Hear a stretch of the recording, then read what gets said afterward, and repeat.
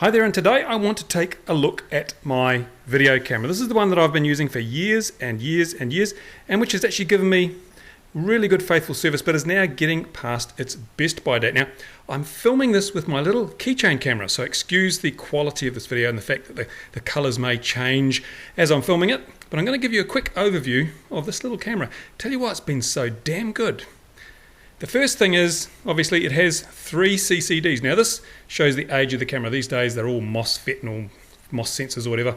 This is the good old CCD, and 3 of them. When I bought this camera back in about 2001, I think it was, 2002, it cost me nearly $3,000, which is a lot for a little camcorder, but it was top of the line before you get into the prosumer products or the high-end stuff.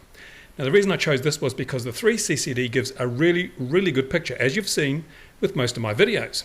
The other reason I chose this camera was because it has all these manual functions down here. I can effectively, by using these switches, I can change the exposure, I can change the focus with this little focus ring, I can set the backlight compensation, I can do white balance adjustments, the whole lot, without having to open up the LCD display here, because a lot of the new cameras, they have these LCD displays here and they have a touch screen on them, but that is a real pain in the bottom if you're trying to film something and you have to open up the LCD display and press at that screen. It makes the camera jerk and move and shake.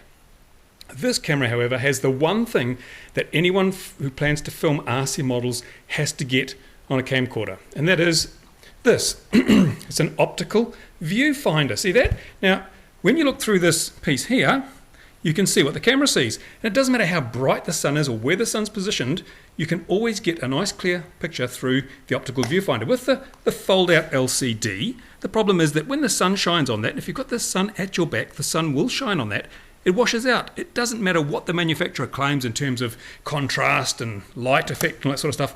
The fold-out LCDs are useless in direct sunlight, absolutely useless. And of course, as we all know, the best video comes from filming in bright light. And if you're filming model aircraft, that's with the sun at your back on a nice fine day. So your standard camcorder is not so good, not nearly so good. Also, this camera has a built-in stereo mic, which is in a really, really good place, because when I'm filming and it's really windy, I can put my hand over there and stop the wind blowing across the microphone. That means that I get the audio without too much of the wind noise.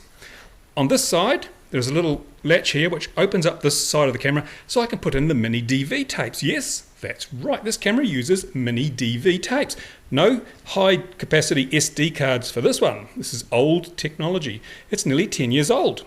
So that's basically the camera that I use. But unfortunately, it's getting a bit long in the tooth. For something that's got so many mechanical bits associated with the tape transport, it has been incredibly reliable. But unfortunately, it's now reached the point where it needs to be replaced. And I've looked around, and when I look around at various camcorders on the market, some of them have all sorts of wonderful features, but most of them have the following failing. They don't have this optical viewfinder.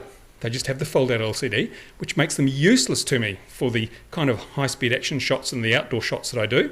And instead of having these nice manual controls you can operate without opening the LCD, they have touch screens on the LCD, so you got to press and prod. That causes the camera to shake, and you don't get the best results. So I'm really at a loss to find a decent camera that has the functions I want at a price I can afford. So if you are in the camera business and you think you've got something that meets my stringent requirements, then drop me a line. I've saved a little bit of money, and maybe we can do a bit of a deal. Look at all the views on this channel, and I'll give you a free plug if I use your camera when I'm doing my videos.